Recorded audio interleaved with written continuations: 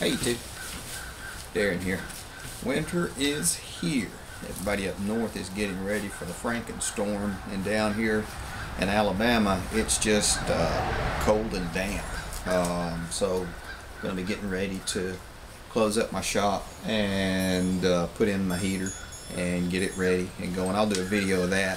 It's going to be a drip fed oil heater. All the oil from everything, all the engines and the riding mowers and the tractors that I've gone through and cleaned up and rebuilt over the summer, as well as all my cars and everything. I've been taking all the oil and storing it, so this winter I'm going to use the old oil to heat my shop out here. I won't be doing a whole lot of working for other people out here, or I'll just be buying equipment and fixing it up in this small shop, and in the larger one not a lot of stuff for people.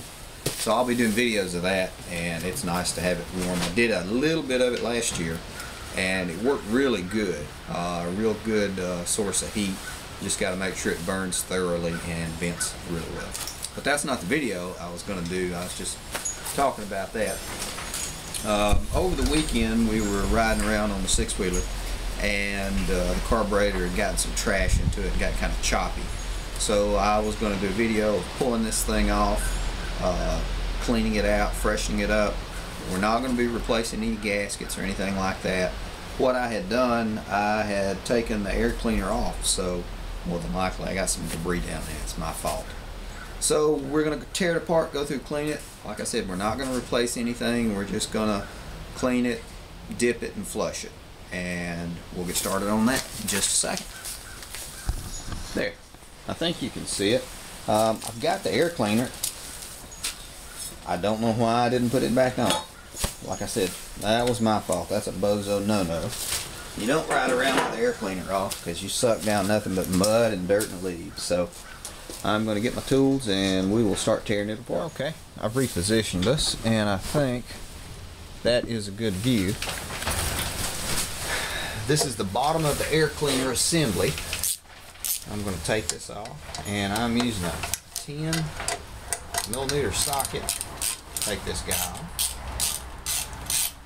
In just a second, when I get down to the carburetor, I am going to put on some gloves just to keep as much of the gas off of me as I can. I always close the choke because I have dropped a little piece or a part down in that and had to take it apart completely. So I always just take the time to close that choke completely so nothing falls down. Let me see how you're looking. There we go. It's looking pretty good. This is the bottom of the air cleaner assembly, and this is your crankcase vent. Goes to that little bolt, and it's just a little piece of rubber tubing. Let's see if you can see this. The gasket is not bad. It has a little bit of wear and a couple of pinches where it's been over tightened, but it's not bad, so I'm not going to replace that.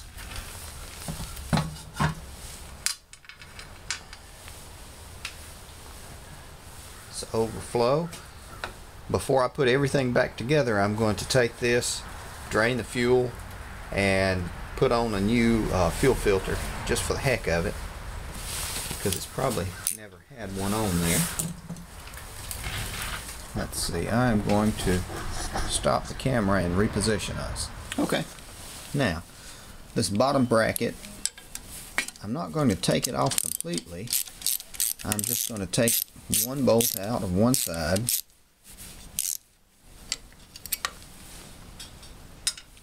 and then I'm going to loosen that. There, now we got that one out of the way. Next, I'm going to undo this fuel line. I'll unclip it from here.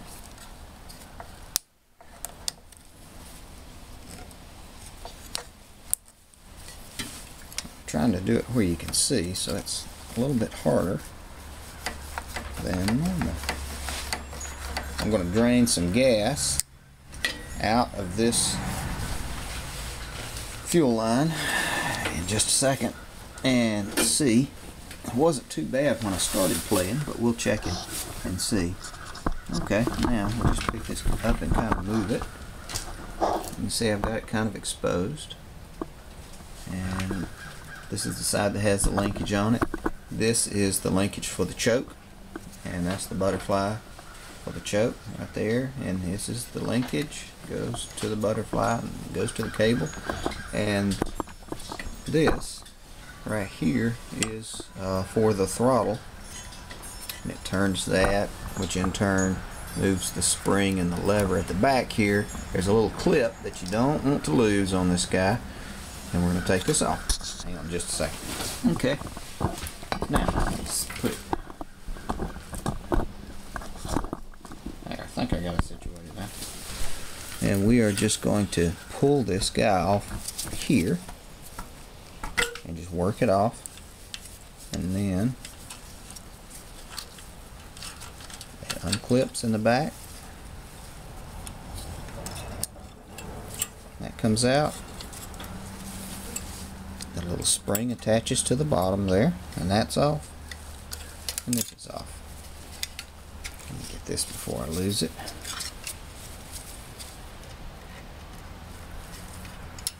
So there and there. That's it. And while I've got it off, I'm just going to look. The gasket and the spacer is in good shape. And then the gasket behind it is also in good shape. There's not a lot of debris down in the intake or anything like that. So that's good. Alright, hold on. Okay. I have taken the bolt that holds the carburetor bowl off, and there are no jets to clean or inlets, air inlets or anything like this on this one to clean. All this is just a solid bolt, but do be sure to not lose that fiber gasket, because otherwise you're going to have a lot of leaking if you do. There's that. Let's see. Bowl's pretty clean. A little bit of debris, but not a whole lot. And now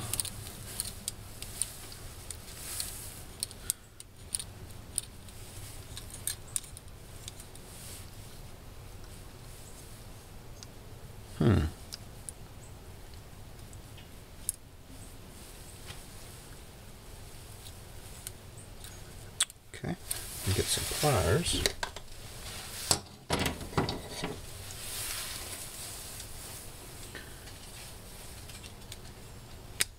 I'll push this out. Hold on just a second. Okay. I have the needle valve and the float out. I had to take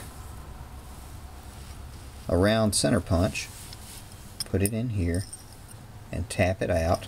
I would have done it with the camera on, but it kept jarring it and ended up knocking the camera over, so I just deleted the whole thing.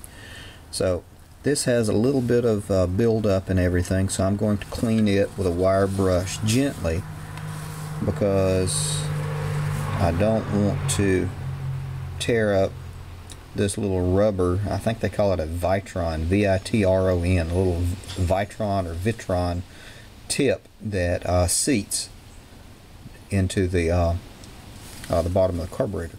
So I'm going to clean it with a wire brush, and I'll be right back. There we go. And that's all clean. Let me see if I can zoom us in. There we go. So that chip is all clean.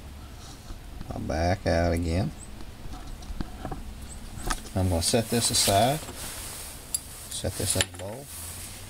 I've already shaken this, so there are no leaks in it, but I would check it to see, and I'll throw it in here.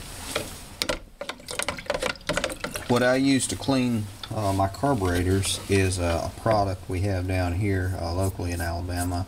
It's called Purple Power. I imagine that it is nationally available.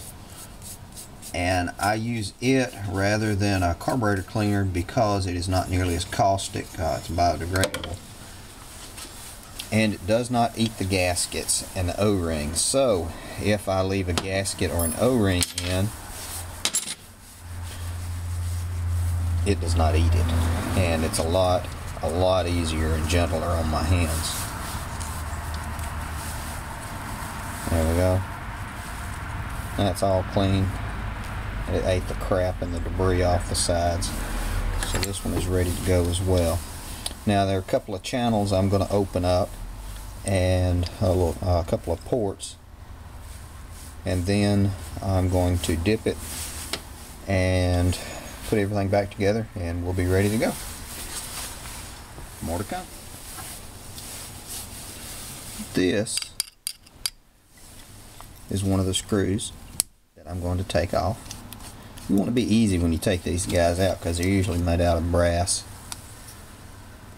This one actually has a gasket with it, so don't lose it. So that's going in the stack, and if you look down inside, you will see you can put a smaller Phillips head in there and take out another jet, it looks like, or take out the jet. So I'm gonna find my stuff, and I'll do that, and I'll set it up and see if you can see me doing that.